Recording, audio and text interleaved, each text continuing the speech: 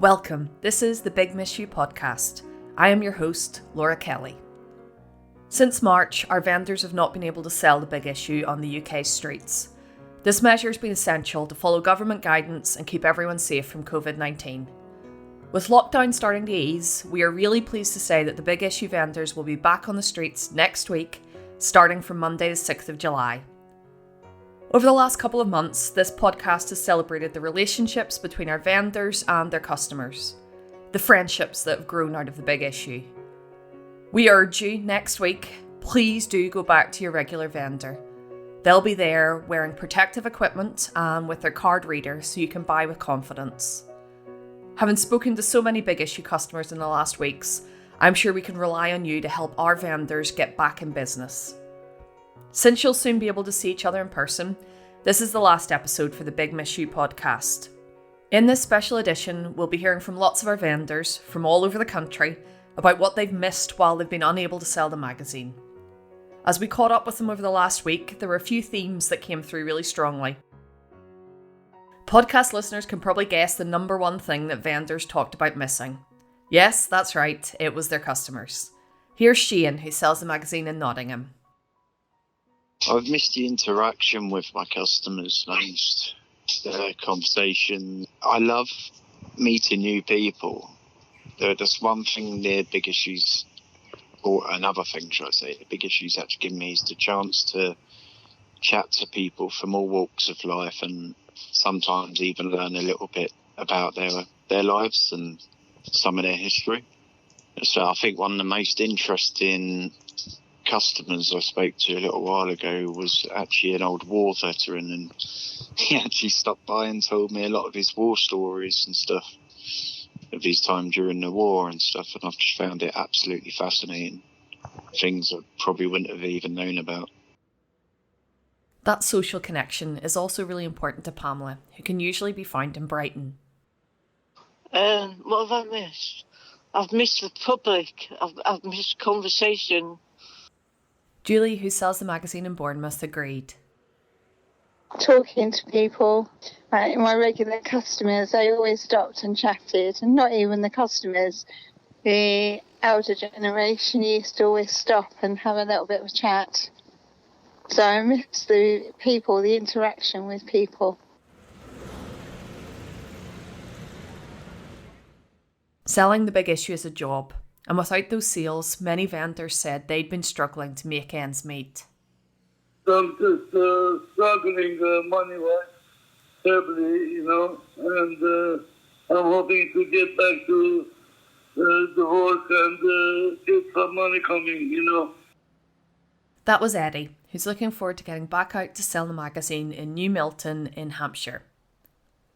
Earl, who's a vendor from Newcastle, says that he relies on his Big Issue income to keep a roof over his head.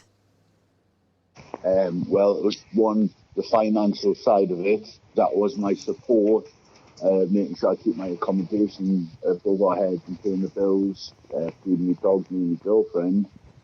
Missing all the people at Central Station. I've had them on social media saying, when you're coming back, you're part of the team, we can't wait to see you and all that,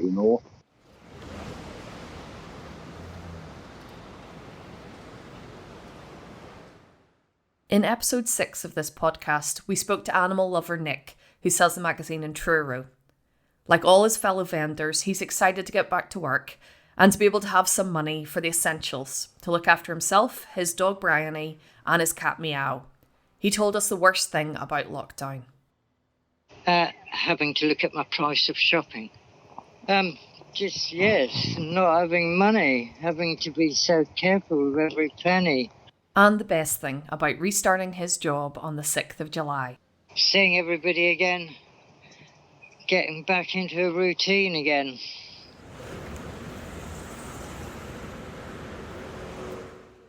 As well as their income and a sense of community, many of our vendors said that they'd felt the absence of their normal routine. It'll be good to get back to it, says Bournemouth vendor Giovanni.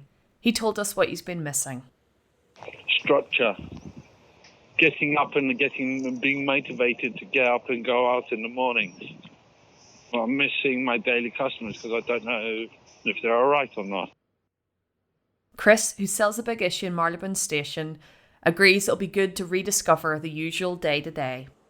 Oh, I'd be glad to be back. I don't know about being on a pitch, right? Yeah. Just because of what's going on in that, because I've got a feeling it's going to be absolutely deserted. But it'll just actually be nice to actually have some routine back in my life. Because my routine at the minute is literally just non-existent. I was only on my pitch about 2 months before this lockdown commenced. And I actually got to know some very good people. And obviously, just not being able to see them, it's not the same, For some of our vendors, it'll just be a relief to get out of the house. You might remember antique-stealing Norwich vendor Simon, famous for his jester's hat, from episode 2 of the podcast. He's been finding it hard to be stuck inside. I felt like I was a prisoner in my own home. I hate being cooped up at the best of times. And when you've got nowhere to go, other than a 1-hour walk, it was terrible. All my savings have gone. I've been living off my girlfriend for the past couple of weeks, apart from the big issue vouchers. I'm preparing, and I'm hitting that ground running, and I'm going to be selling from dawn till dusk, because every year I set myself targets of how much I want to save, how much I want, to do.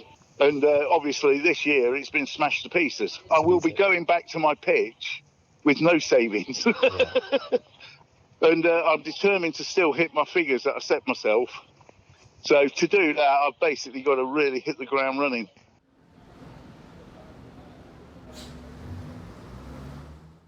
Stevie sells the magazine in Old Street in London. No one's more surprised than him about the thing he's missing the most. Yeah, just going to work, really. I never thought I'd ever say that. But seeing all me regulars and that, seeing me customers, just getting some normality back to life, really. Yeah, it has been sort of tedious. I mean, thank God, once it's eased up, sort of that was a bit better. I should get out for an extra few hours a day on the bike.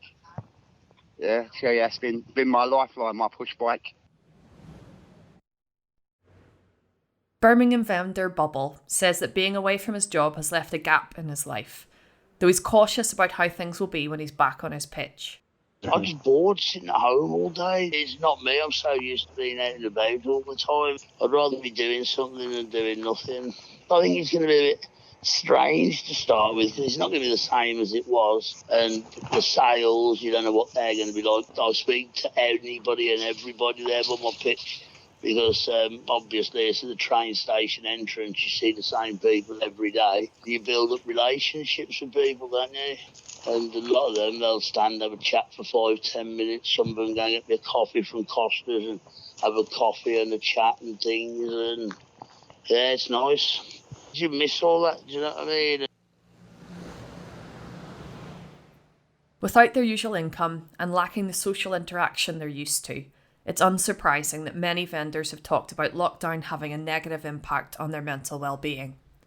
Dave, whose pitch is in Hammersmith, was one of those who said he'd been feeling low. I know a lot of people on my pitch, and from knowing a lot of people to being on my own, it's been a big culture change, I've been missing the social aspect as well as the sales. I've had days when I've been really down, not being able to go to my pitch just to say hello. I treat them as part of my family, because I ain't got a family myself. I miss that a lot, really. Dave speaks for all the vendors we've caught up with when he says that he's glad to see the streets starting to get back to normal. Jim, who we spoke to in last week's podcast, very much agreed. Oh, I can't wait. Yeah. It's already been heartening to watch Salisbury come back to life, little by little. Way back in the first episode of the Big Miss You podcast, Lincoln-based vendor Richie was very emotional talking about the friends he's made on his pitch. He's been unable to see most of them in months. It's a relief that time is almost over. I can't wait to see half the friends that I haven't been able to see because of lockdown and their situation and my situation. but I know they're starting to come out of the woodwork slowly but surely. Clive sells the magazine outside the Theatre Royal, Portsmouth, with his dog Geezer. A star of community theatre, he says he's excited to be talking about the stage again, but mostly he'll just be happy to see that his friends have come through this pandemic safe. Yeah, it's brilliant news. Yeah, we get back in selling on the 6th of July. I miss talking theatre, helping people in the right direction, and the joy of a full house and pocket. Because if it's a full house, I get a full pocket, so it's really nice. And I'm looking forward to the relief as each good friend arrives alive and well, basically. In the third episode of this podcast, we spoke to Edinburgh vendor Kenny, and he told us about his journey from begging to selling the big issue. He described the differences night and day. It was brilliant to hear his reaction to being able to get back onto his pitch in Stockbridge. I'm excited, to be honest with you. I've been buzzing since I got told there. What have I missed the most? Obviously, I mean, the money's got to be up there, but for me, I've missed the people, my customers, to be honest with you. I've missed my wee talks that I have with certain customers, so yeah, it's going to be the people in Stockbridge is sort of the thing that I've missed the most.